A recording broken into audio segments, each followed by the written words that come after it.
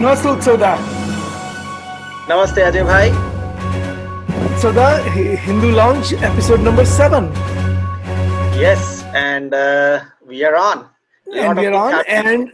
and it's we are on, and it's somewhat of a somber occasion, right? I mean, this is a time when the US, where we live, is in a grip of violence, riots, all that emanating from George Floyd's death as a result of police brutality.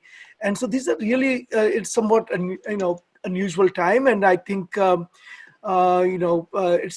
the way the uh, George Floyd's murder actually was committed by the police was extremely disturbing, and it really we have to understand as a society this kind of brutality, this kind of broad daylight murder is not something as a society we can accept.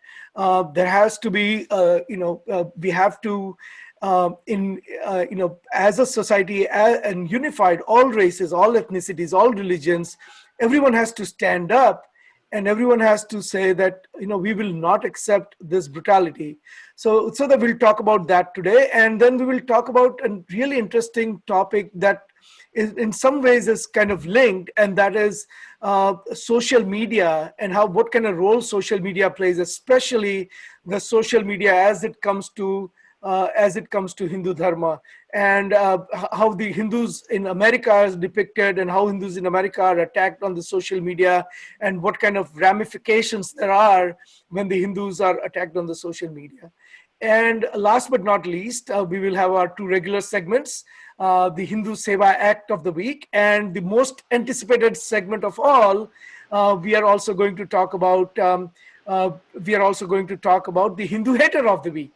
There are also other couple of news items that we will highlight, but today, instead of starting with the news, the general Hindu news that we usually start with, Utsada, let's start with the topic of the day, and that is two topics of the day. And let's start with how the impact of broad daylight murder of George Floyd in Minnesota, in Minneapolis, and it should not be lost on people that this is not the first time that that police brutality took place against an African American male, and it is something that everyone should stand up against. I don't want to make it about race. I don't want to make it about alone. I mean, race is certainly a huge component of it, but there are other issues as well that we need to highlight. But as VHPA, we want to say that we unequivocally uh, condemn the brutality and the murder in this particular case. Of course, there is going to be legal, there's going to be the police officer who committed this crime has been charged, so we cannot really say that it's a crime, it's an alleged crime. But the video is certainly very disturbing, and we should, as all Americans do, we should all stand up in unison and say this is not acceptable. And we, as a foremost Hindu organization, we are certainly against these kinds of acts. And at the same time, we are not for violence. We are not for cities being burned down. We are not for people attacking police or police cars. And we certainly are respectful of the all the work that police does in protecting ordinary citizens. And we don't want the property and the lives of policemen and other people who are innocent bystanders to be impacted by that. And I don't know if you can see this, but today I have a coffee mug with me, which I got from MLK Center in Atlanta, and a T-shirt from there. And the reason I'm wearing this is because the T-shirt says peace in many different languages, and I think all reasonable people should, while they're protesting, while they're expressing their anger, should also stand for the words of Martin Luther King, and more than words, the deeds of Martin Luther King, as as he followed Mahatma Gandhi and he stood up for, a peaceful protest to bring about major changes in the society. Utsada, over to you. Utsada is our director for advocacy and awareness, and he always brings a really interesting intellectual viewpoint to this discussion. So, Utsada. Thank you, Ajay Bhai, for that very flattering introduction of me. And today is really a loaded day for discussion, given what is happening in all across the United States after the brutal killing of George Floyd. And I'm sure everybody who is watching this already knows about it, already knows about what happened, and how this has brought to the surface a simmering tension that has wrecked the American society for a long time and continues to be an important factor of division in our society here. And given what is happening after that all across the US, there is never a better time for us to remember the civil rights movement and Martin Luther King and the message of shanti or peace that was so important and at that time and continues to be ever so important even now. And there is no better time to remind people that it's actually a much needed step to to not react violently after what happened in Minnesota. And it is sad and ironic that those who are facing the brunt of the violence after the death of George Floyd are also people who are from the disadvantaged community across America. It is the poor shopkeeper who runs a restaurant in downtown Minneapolis, who who has nothing to do with this, whose shop is being burned down, and no amount of I cannot give words to condemn enough words to condemn what is happening in terms of the violence that happened afterwards. I mean, nothing says down with capitalism and patriarchy than stealing a bunch of iPhones from an Apple store in Los Angeles. And there's a sad irony in this. And whoever is doing this is probably the worst enemy of what the civil rights movement and what's race rights in America stand for. So that is my take from what is happening. At the same time, I understand the anger, and this has gone on for long enough. So I think it is the Hindu community's role right now, with the unique perspective that we bring. So I would urge all Hindu American organizations to promote the peace that only we can bring to this society at this time, because we have been a disadvantaged community in the Indian subcontinent for almost 1,000 years. We were under colonial rule for 1,000 years. And yet, with very little violence, we were able to come out of it. And that is a message that every disadvantaged community across the world needs to take. And it's our responsibility to share it with everybody, all the while showing solidarity with them. So the what is it that we as a Hindu community, and specifically we as as the most prominent of all Hindu organizations in America, the oldest Hindu organization in America, World Hindu Council of America, VHPA, what can we specifically do? And you hold the responsibility for awareness and advocacy for VHPA, right? So, I mean, what are your thoughts as to what are the concrete actions that we can take to show that it's not merely the words, but in deeds and action, we are expressing our solidarity? So one of the things that I would suggest members of our community do is to reach out to the leadership of the African American community, the leadership of city councils across the country, and share our experience, both spiritual as well as social, in terms of being a peace-loving, forward-looking community, all the while dealing with prejudice and disadvantage that we face every day in our society. And I think that interaction is very important. And this is even more important because right now, as we speak, there are people with special interests who are inciting violence. They don't care about who gets hit with it. And it's sad, but it is happening all across America. And I think that is why it is important that we step in and make sure that people understand that we are with the African American community, and we understand what they face as a society in terms of discrimination. At the same time, we need to move forward and look towards a future where differences are reduced peacefully.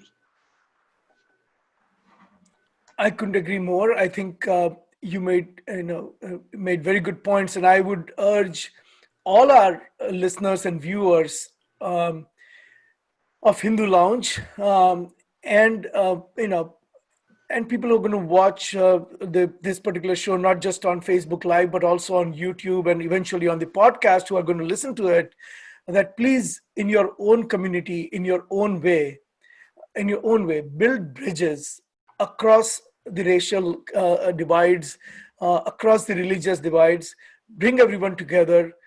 This is the time when communities come together and really, figure out, collectively figure out how we are going to stop this kinds of incidents from happening in future.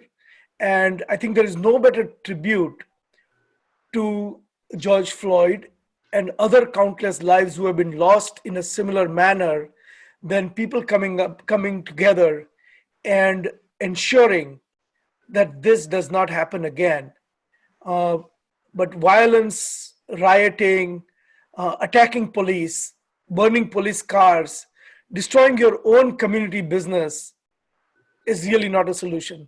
It is not a solution here in US. It is not a solution anywhere in the world. And this has been our constant stand uh, everywhere we have seen riots. Uh, it doesn't really matter if the riots are in India, riots are in Pakistan, riots are in Europe, riots are in America. We have to, as human race, figure out how we are going to do this in a peaceful way and not really, not resort to these acts of violence. But this, so that doesn't happen in isolation, right? There's certainly people who are interested in instigating these kinds of riots as well. Correct. And the sad part is that nowadays intersectionality has become a double-edged sword. So while intersectionality is a good thing, people get to understand the issues that concern each community that make up the intersectionality. Oftentimes I'm seeing, especially in America, that it is being used by communities with geopolitical agendas and special interests to instigate other communities while they make their geopolitical advantage out of it. I will, in this program, we talk quite bluntly. So I would go ahead and name organizations. I mean, for the last 2 weeks, I'm seeing Islamic Circle of North America, a Jamaat-e Islamic group, constantly inciting people to go and burn and destroy public property, calling it a reprisal for what happened tragically to George Floyd. Now, they say one thing in English. You look at what they discuss in Arabic, and it's a completely different thing. They discriminate against the African American community the most. They were the drivers of slavery in Sudan. So there's an irony that people need to know about, and it's a very dangerous development that is happening in the American society, that we as an organization, we as a community, need to share with the rest of the American communities, because many a times, we have a perspective because we look at a global scenario. We have communities living in other parts of the world where we have had experiences of this kind of discrimination and this kind of social conflicts, which we understand over the past many centuries. So it is our responsibility to share these with American communities, with the African American community, the Latino communities, the Native American communities, and warn them about these special interest groups that are trying to take advantage of their disadvantage to further their agendas in violence and pretty much break down the fabric of the American society and create chaos. So I would name, like, the radical Islamic groups in America as very much responsible for inciting riots across America, and you just need to look across social media to see what they are doing. And I don't think the African American community is going to benefit out of it. They're going to be bogged down in further disadvantage and a cycle of brutal violence even more. So that's something we need to help them to come out of as a Hindu community. Thank you, Utsada. So, Utsada, from here, we want to kind of move to our next topic, and that is really the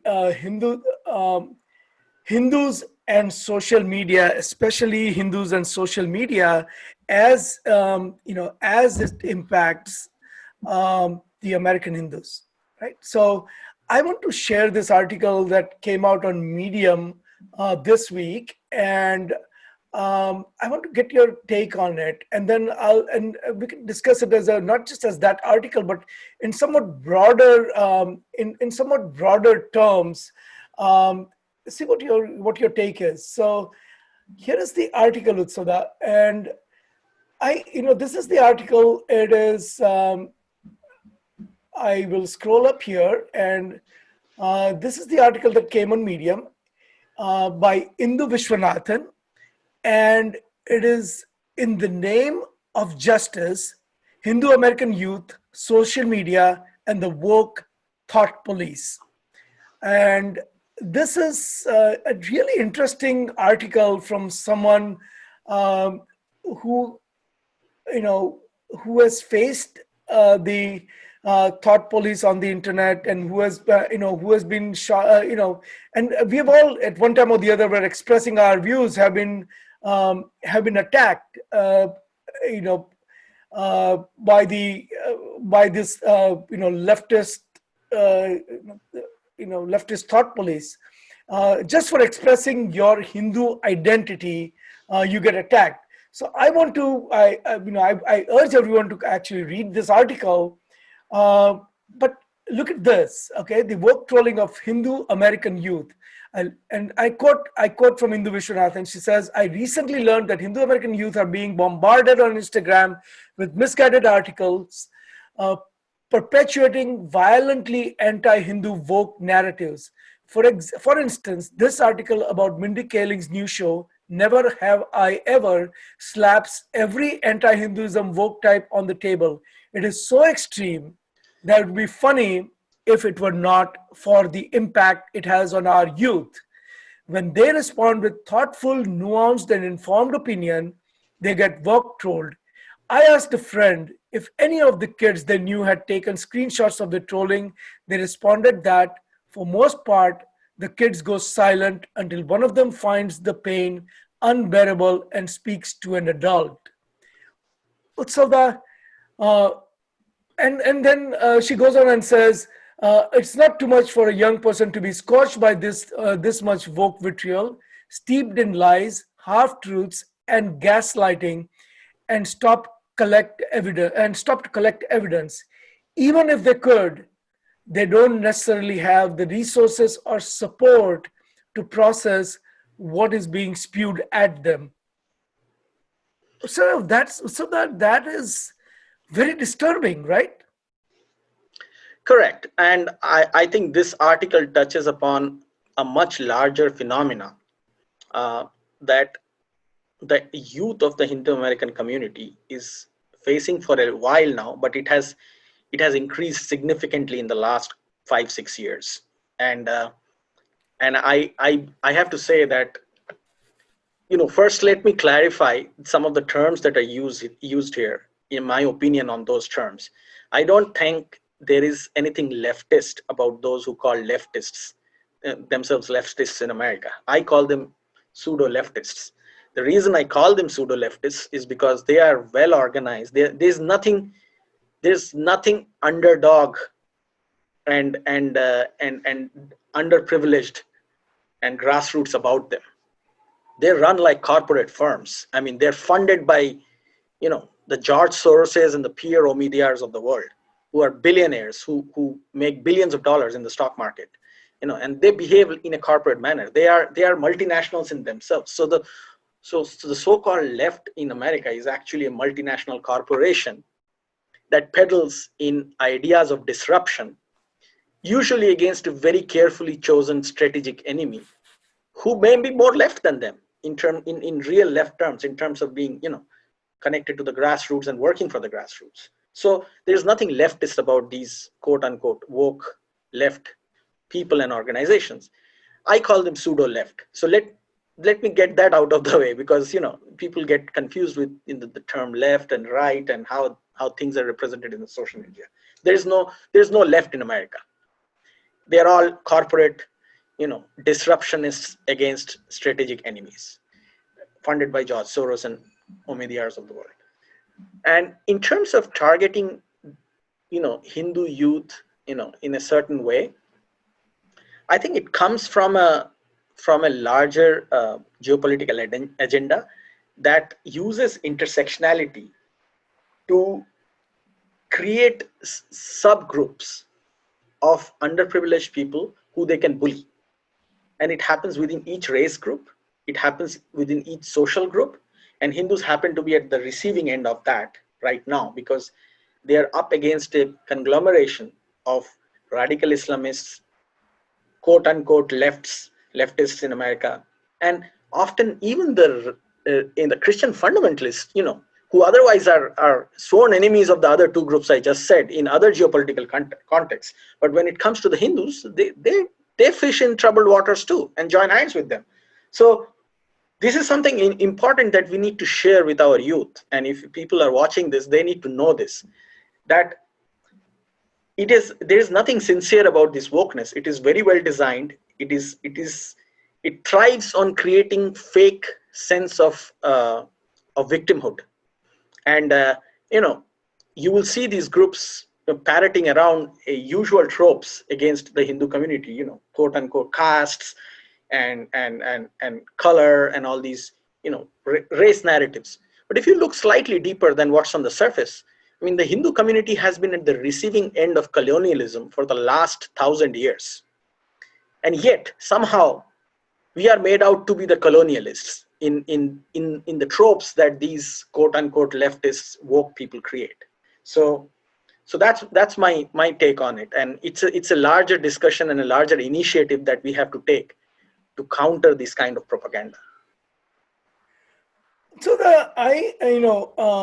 there is a narrative that is built up against Hindus on social media, but things were not quite always like that, right? I mean, I think at one time, if you look at the media overall, for decades, I mean, not years, but decades, media was very much anti-Hindu, and I think the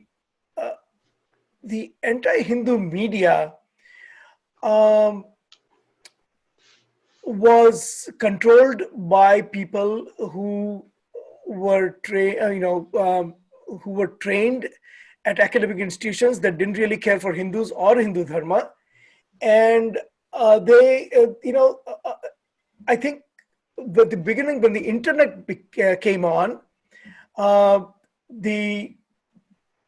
the beginning of the internet, because Hindus were, in America especially, were technology savvy, they had come here as engineers, they had come here as scientists and all of that, Hindus became more engaged. And when Hindus became more engaged, they took a lead. They presented themselves on the internet. They created websites. They created internet use. They became active on Usenet groups first, like Sock Culture India, Sock Religion Hindu, Alt Hindu. And once the news groups transitioned over to World Wide Web, then websites like HinduNet came out, which was, by the way, started out as a Hindu Students Council project, which in turn was a VHPA project. So we took a lead. HinduNet came out, and the narrative changed, and the narrative became much more balanced, because no longer was there a media monopoly. um, no longer was there a media monopoly, right? And then the social media came, and when the social media came, um, we there were a lot more people joined in, and the balance in some ways is not, it's a lot more balanced. Everyone has access to social media, everyone can do Facebook live like we are doing, and that's that's where we are now. So how do you see this landscape as? So, I mean, firstly, I have to say that we are always trying to catch up. And we are trying to catch up because we are not an innately aggressive society. So, lack of proactivity comes out of the lack of aggressiveness that is not built into us, because, you know, we believe in live and let live mostly as much as we can. So I think we lose proactiveness, and we have always had that disadvantage or advantage, however you want to look at it, over the centuries. So that's not very different in our approach towards how modern day media looks at us and how we look back at it. So I would say, and coming from somebody who became aware of these issues in the 90s and then the 2000s. I was too young before that to understand these things. But what I noticed is that the anti-Hindu elements have always been very organized. They've always had a lot of resources, and they have always been very creative. These are their strengths, and they have reach in the creative fields because they come from the organized humanities departments, because that's where the so-called pseudo left got control of, both in the Indian subcontinent as well as in America. And they also have funding, because that's where the global uh, corporate left has been putting its money on, using fault lines as their tools to develop in societies. The Hindutva, the aware Hindu counter narrative has come out from a decentralized volunteer force. It's people who are spread all across the world, who are usually educated, not necessarily in the field of social sciences, but most often in the field of technology and sciences, pure sciences, usually have a very rational thought process. So it is that gives them a significant advantage. They may lack advantage in the field of creative arts and in the field, in the field of expressing themselves in protests creatively, but they make up for it through rational thinking and rational logic building. Uh, Another strength of the Hindutva community has been the use of low cost, innovative technology to advance their counter narrative to the organized pseudo left. So when I say low cost innovative technologies, I mean, you yourself are a standing example of that. There was a time in the 90s when you were the pioneer of Hindu identity, the generation of Hindu identity on the internet. I mean, you started HinduNet. I don't know how many of our readers, our listeners know that, but Ajay Bhai here has been the pioneer of HinduNet in America, and he, people like you have done a very low cost, innovative counter narrative to the powerful corporations that have been targeting us. And I think it kept on happening. It kept on happening in the early 2000s. The use of social media, existing platforms in the social media, the use of you know decentralized uh, history writing. People who were there, have been there, done that, posting their stuff to share and breaking the traditional myths and mis narratives that have been created against the Hindus. I mean, you could not get away with lying about the history of Kashmir, Jammu and Kashmir, for example. I mean, people take pictures of all the ruins of the temples there and say, hey, this guy did this. And how do you counter that? So Hindus have come up in very decentralized and localized way of fighting the global anti-Hindu narrative. So that's it's kind of interesting you said that, because there is uh, people who who are in academics do study like this, right? Studies like this. So I came across a peer-reviewed publication by Sahana Udupa, and she talks about enterprise Hindutva and social media in urban India. So I mean, we can extend it to beyond India as well. Not a very flattering portrayal of Hindutva and social media, but there are certain points that she makes that are very consistent with the the narrative that you just described. And so she and I quote her. I mean, first of all, she says that the with respect to what you just said, right? So she says that in contrast to organized media's fractured relations with Hindu nationalism, shaped variously by professional secular ethos. By the way, I don't really know what professional secular ethos mean. We certainly believe in Sarva Dharma Sambhav. We believe in equality of all. But what is professional secular ethos? I mean, that means you're bound by some rule that says that even if injustice is committed against a particular dharma, way of life or religion, you will turn blinders on. I mean, is that what at least in Indian terms, or with respect to Hindus around the world, I guess that's what professional secular ethos boil down to. But nevertheless, continuing on what she said, shaped variously by professional secular ethos, commercial interests, and linguistic divisions, enterprise Hindutva in the new media age is argumentative. Of course, I don't agree with that. Reasoned arguments, yes, and experientially voluntary. And I agree with that. It is mostly voluntary, right? We are not funded by big corporations or big business or any of that. I mean, most of us are just, spending our own time, money, efforts, sacrificing personal time to talk about these issues. Here, the ideological vision of Hindus of Hindu first India blends easily with technological expertise and market inflected expressivity in new media environments. One might consider this as yet another node in the diffused logics of Hindutva.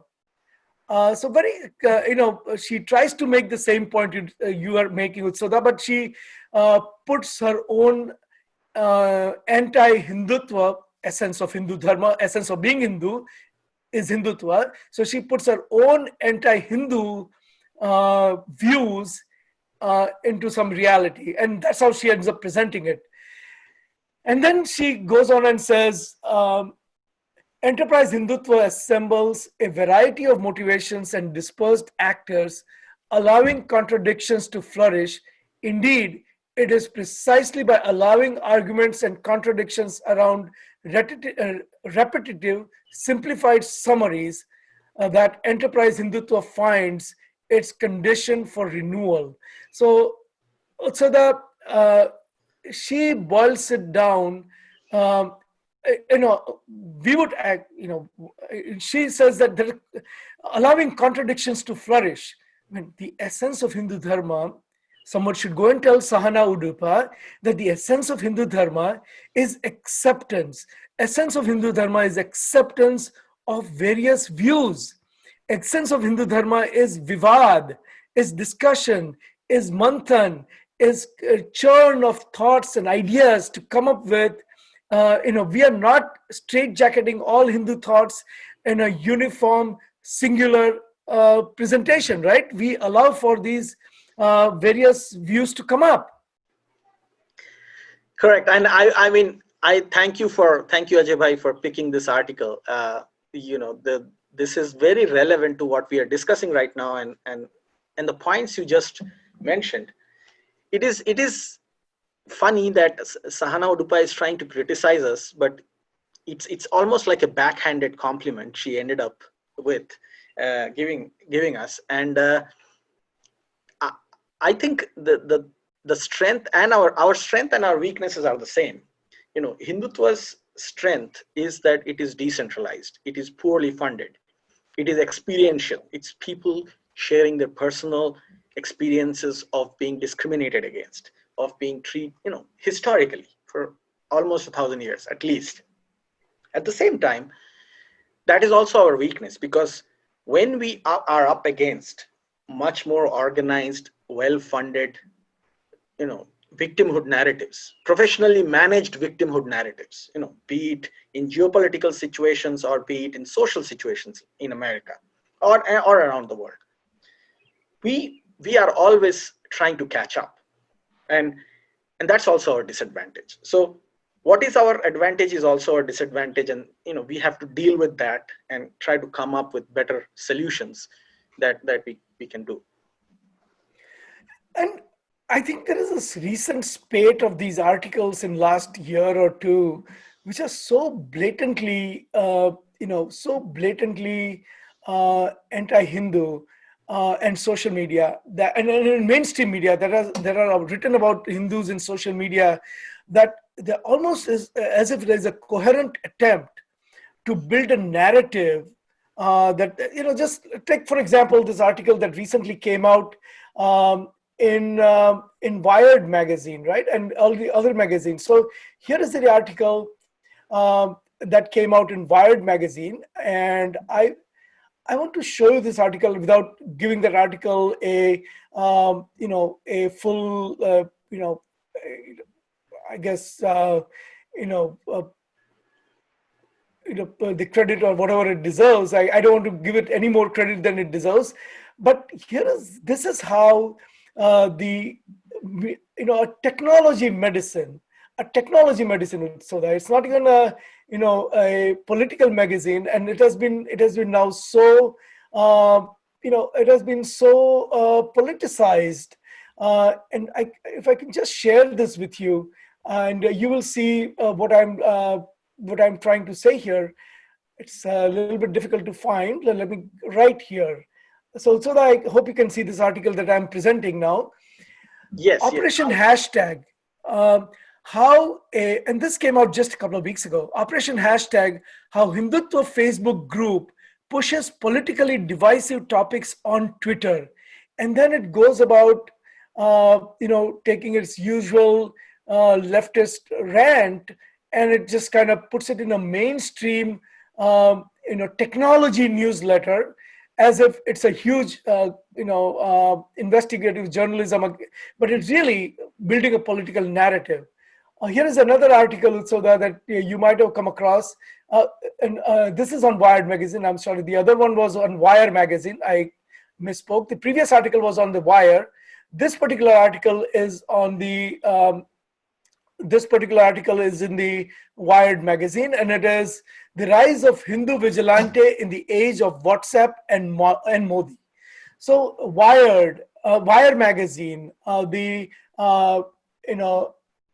all these magazines, the Wired, Wire is political, of course. The Wire, and Wired magazine is technology, and across the board, I mean, these are the kinds of narratives that are being built up. Correct. And, I hope you also saw the author of the article, Mr. Muhammad Ali, who wrote it for the Wired magazine. So this is what I was talking about, that when you have organized dispersion of hate through special interest groups that are well funded, you get a cluster of these, cross-platform narratives that are targeting you from different places. And this is a good example of that like Wired magazine is a technology magazine, and it doesn't even say that there is actual violence happening. It talks about how people are discussing more about victimhood from the Hindu side as Hindutva people against, real or perceived, adversaries. So contrast that with how some of the other things are presented around the world. I mean, there is real violence in this world. There is real murder in this world. There are real genocides in this world. But those things are often overlooked, especially with, technology magazines like The Wired. So this is the way the Wired magazine wrote this article, the way, some medical journals wrote about, disruptions in Jammu and Kashmir after India removed Article 370 from there. So they were special interest groups who were pushing these people to write and put articles in there, and they are organized, and they generate this fake victimhood to push an agenda. And this is what we see, this is what we get. And these things drive Hindu hate further in different places around the world, including in America. This is what leads to the woke, quote unquote, the woke or the pseudo left bullying Hindu kids in schools. So that I want to continue just a little bit more on this thread, right? And again, this is now I want to show you this article that came out in Economic and Political Weekly, which is a well acknowledged leftist. I would call it a rag. You may want to call it something else, but it's counted as as academic, somewhat academic publication of some sorts. Here is the article written by someone who is doing a PhD at Ohio State University, Sujata Subramanian. Okay, and now she is, she works on gender inequality and issues like that, and I guess to gain academic mileage, she has to talk about Hindus and Hindu dharma. And as a Hindu with a Hindu sounding name, whether you're Hindu or not, as a Hindu, when you have a Hindu sounding name and you criticize Hindus, I guess that takes you places in academics.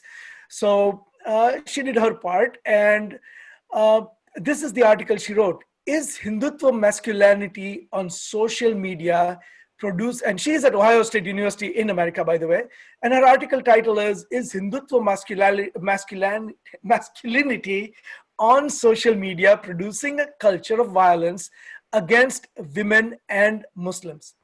Okay, so we'll skip the most of the article, but I just want to highlight one thing. So so the last year there was an attack on Indian armed forces in Pulwama in Kashmir, in Jammu and Kashmir, and 40 of Indian troopers were killed, and India responded. And here is what Ms. Subramanian wrote. The association between Modi military and masculine strength is also seen in the hashtag Modi punishes PAC, used extensively on Twitter in the aftermath of the Uri and Pulwama attacks or strikes, constructing Modi as single-handedly punishing Pakistan, a nation that has come to represent Islamic aggression within the Hindutva discourse. 40 people died. No mention of that. And she thinks of this as discourse. Really, are Hindu lives or Indian lives as trivial that Ms. Subramanian, who wants to publish an article in a rag called EPW, has to call, no sympathy for people who died, no sympathy protecting other people, has no sympathy for the family of people who died, families of the people who sacrificed their lives, and she calls it a discourse, and she calls it as single-handedly. She calls it as Pakistan, a nation that has come to represent Islamic aggression. She doesn't have guts to call out Pakistan for terrorism. She doesn't have guts to call out the ideology that drives Pakistan as ideology that is driven by terror, that is driven by Hindu hatred, driven by Hindu phobia, and she calls it a representation, and she calls the killing a discourse. And then she goes on and says, visual of Modi in military uniform, such as the one in Maybe Chaukidar video, thus reinforces his patriotism, but also his embodiment as Hindutva male ideal. Really? So this is male ideal? So that one more thing before I finish, right? What really, really bothered me in this article is that then she goes on and says, and I'm going to highlight it here, okay? Everyone who has even slightest knowledge of India and the demographics of India will know that in India, regardless of religious affiliation, there is in many places in India, there is a preference for boy. That happens to Indian Hindus, it happens to Muslims, it happens to Christians, it happens with Sikhs, it happens to every religious community demographic in India. And when Modi became prime minister, he started, and even when he was in chief minister of Gujarat, he started Beti Bachao, Beti Padhao campaign, which means save a daughter and educate a daughter, because there is an imbalance in terms of number of girls being born in many states. Implications are that they may be aborted before they're born, and a lot of times the girl child is not given the same amount of education as a male child is. So here is a government that goes out and institutes a lot of programs to educate girls and save girls from abortion. And Ms. Subramanian has the guts and propensity and ill will to write this. And she says, Beti Bachao, Beti Padhao, save a daughter, educate a daughter, campaign launched by Modi in January 2015, which asked for the education of girls along with their protection rather than asking for their empowerment. Is she so stupid and dumb that she doesn't understand that a girl has to be born before that girl is empowered?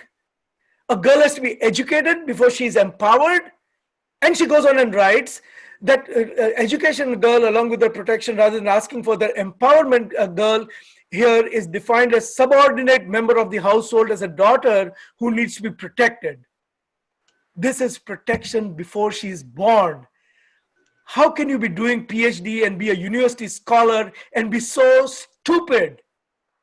And then she goes on and says the use of social media and digital technology were central to these calls for protection of girls, exemplified in Selfie with Daughter campaign. So basically, even if you try to help a woman in India, you get branded as anti-women. And by implication, all people, everyone, every single person who supports Hindu Dharma and who supports Hindutva, the Hindu essence of Hindu way of life, is branded as male chauvinist.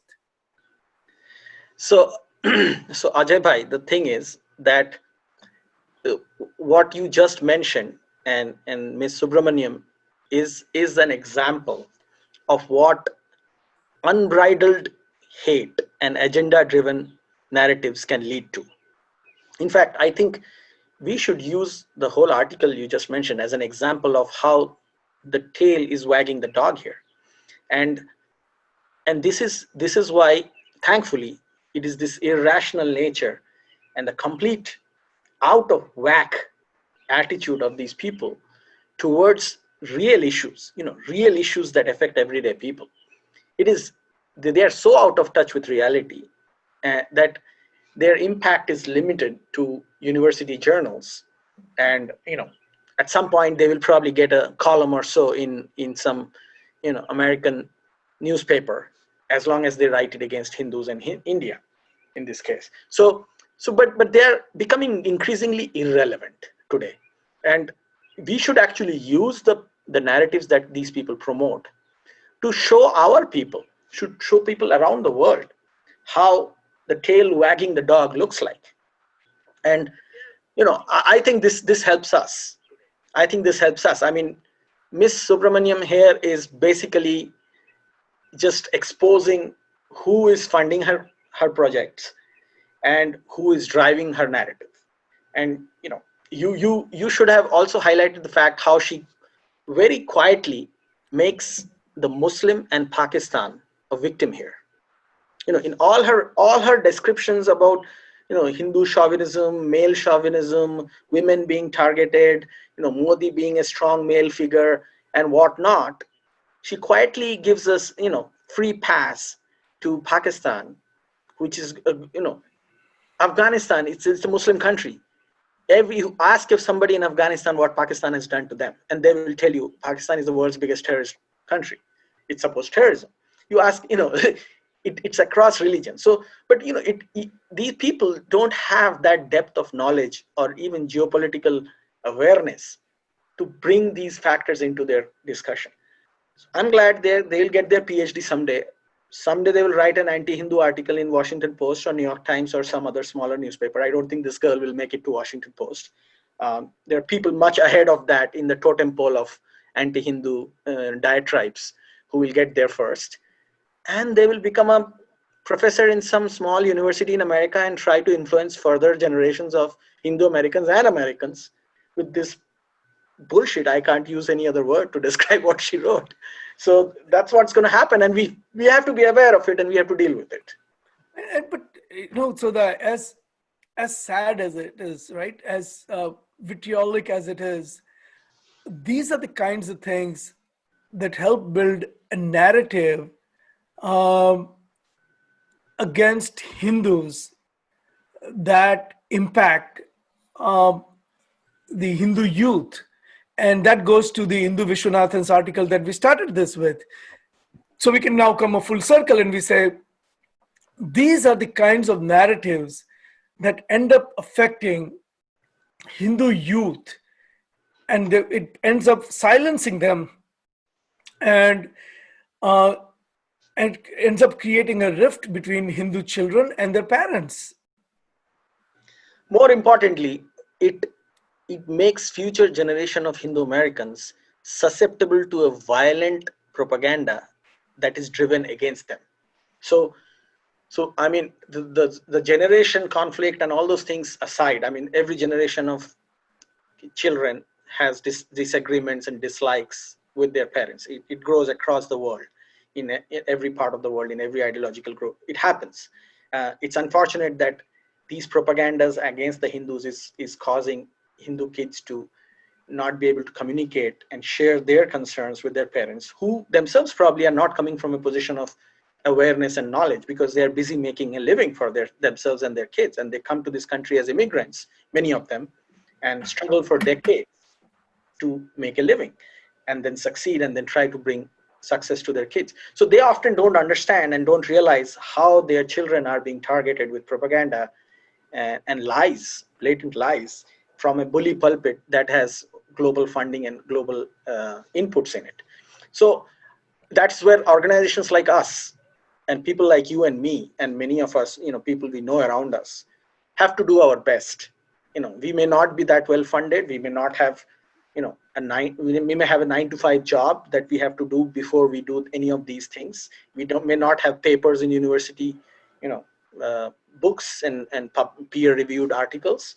Washington Post may never let us even enter through their front door, but we have this. We have this social media. This is a leveling field where we can share our opinion in a decentralized way. As long as we have strong rationale, as long as we have truth with us, we will be able to get through. Maybe after some struggle, but we will. So this was a great discussion. I'm sure that this is not the last time we're going to talk about social media. I want to pivot now to the news items of the week. So the first news item, and then for everyone who's watching, I just want to mention that we did have a technical snag today. So we were, for a little while, we were off Facebook, and now we are back on Facebook. But not to worry, we will be uploading the entire video for the whole show at the end of this. I want to pivot to two news items that caught my attention. So that the first one is that Tirupati Temple Trust was selling some temple land this week, and it came to the notice of Hindus, and they have they've started protesting. And this is not the first time they have sold the land, the temple land. They have been, as you know, in India, the temples are, unlike the mosques and churches, the temples are governed by these state governments, and they take all the funds that are coming to the temples, and they misappropriate a lot of funds and put it in general funds to address whatever things they want to do, and a lot of it is just siphoned away in corruption and all that. These are Hindu devotees who are putting their funds, and they bought the land. The lands have been with the temple for hundreds of years in many cases. I don't want to devote a lot of time to this, but so there is something. The reason I even bring this up in American context is because American Hindus have been very generous in supporting mandirs like Tirupati, and this is their hard-earned money that is now being, in some ways misappropriated, right? Correct. And I mean, this is a discussion we should have for a whole episode about uh, how temples are managed in the Indian subcontinent, in all the countries that are there in Indian subcontinent, and specifically in India.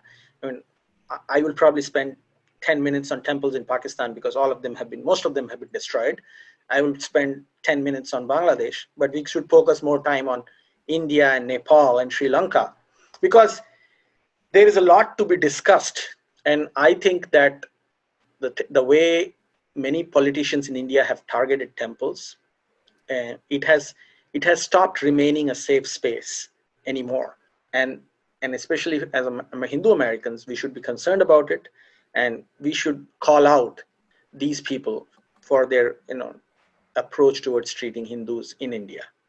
So I agree with you. This is something we need to discuss at a larger venue and with more time given to it. And the second news item that caught my eye is, the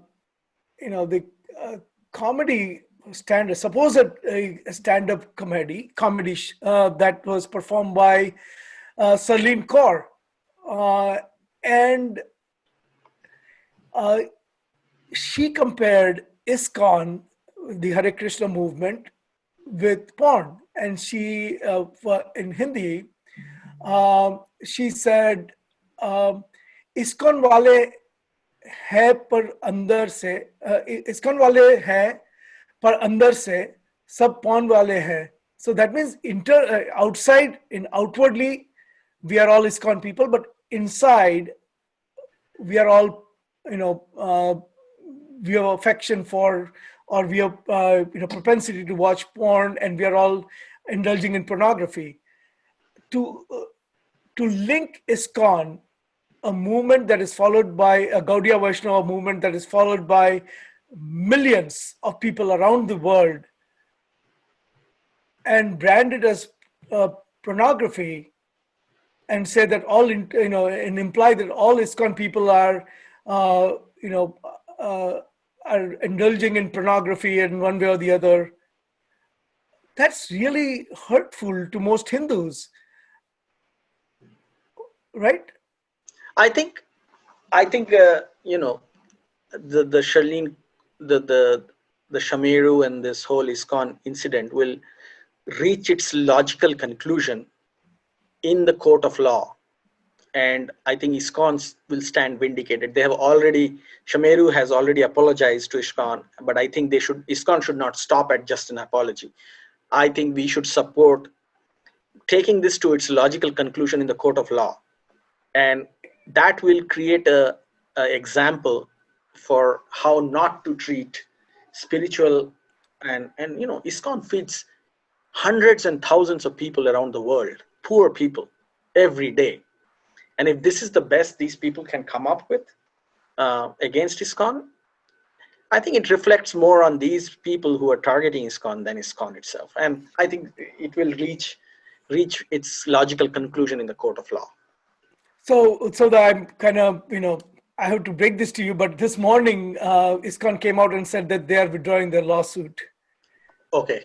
So they after the apology from Shamiru, they decided to, okay, well, that's fine. I mean, we would support ISKCON in any case because we know what they do, and we know how they help societies, not just in India or in South Asian countries, but everywhere in the world. I mean, it's one of the most global organizations out there. I think so that it is kind of reflective in many ways of the way.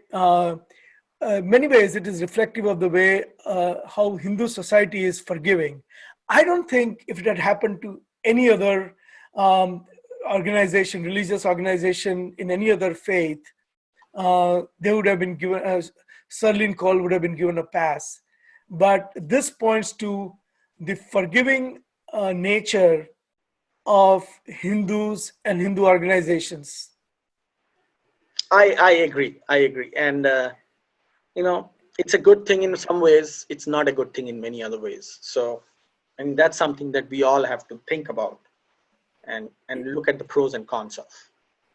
So that now we come to the final two segments of our show today, and the Hindu Seva Act of the week and the Hindu Hater of the week. So while everyone is waiting for the Hindu Hater of the week, let me bring to your attention the Hindu Seva Act of the week. I came across this video, and I'm not going to play this today. We will post it on our Facebook page, but it's a really nice 1 minute clip from VHPA Atlanta chapter and how they have gone and fed the people who are impacted by COVID-19. This is it's very it's Food for Life COB volunteers. So they became part of this movement, VHPA people in Atlanta, Food for Life COB volunteers, and they served the local community facing the COVID-19 crisis.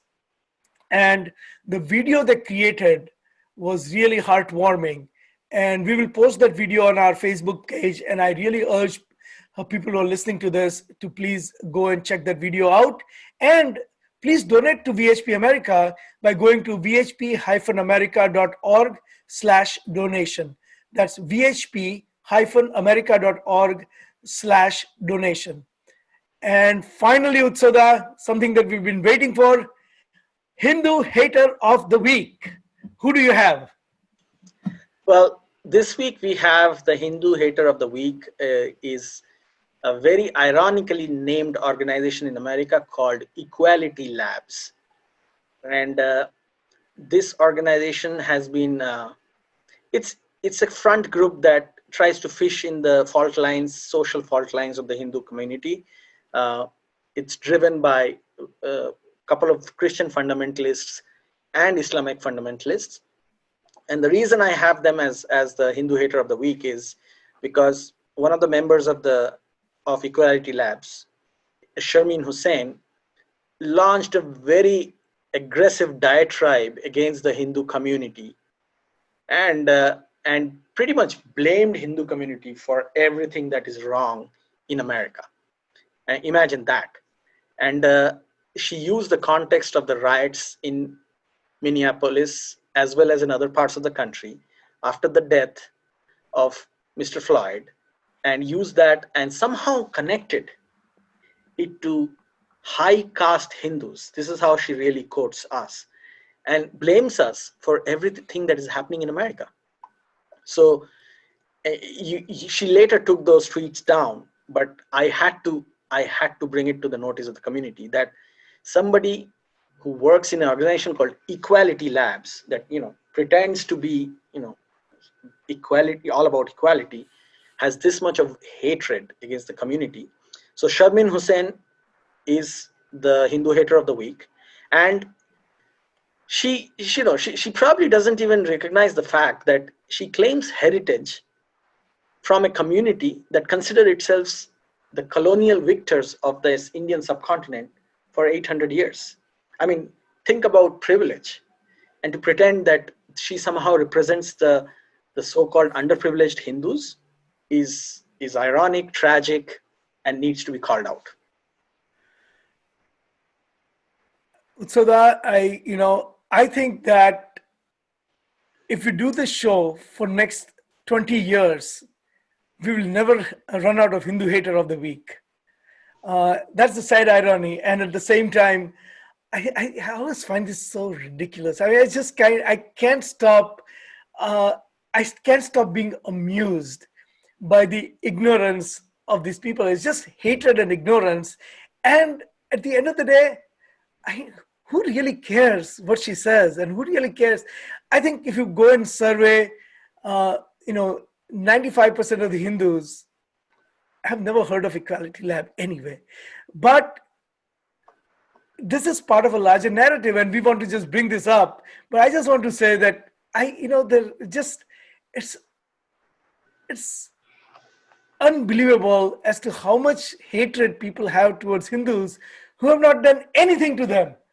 And at some point, they'll wake up and realize that maybe they should spend their energy doing something more useful and productive in life than to just hate Hindus. Well, I won't say that this hatred comes out of thin air. I would say they're very well designed, well funded, historical agendas at play. They take the language of expression may move away and relate to modern contexts and events every generation, every decade, every year.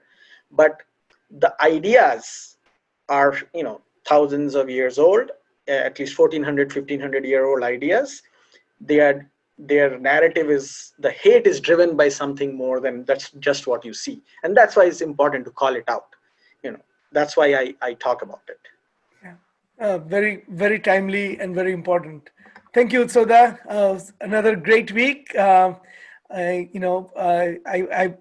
hope that the situation across America gets improves, and I hope that Hindus in America play an important role in bringing about peace and harmony through our ideals and through our interfaith community activities and community engagement. But thank you very much again for joining, and I will see you again next week.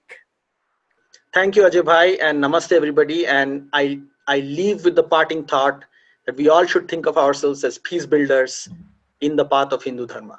Namaste. Very well said. Namaste, Utsoda.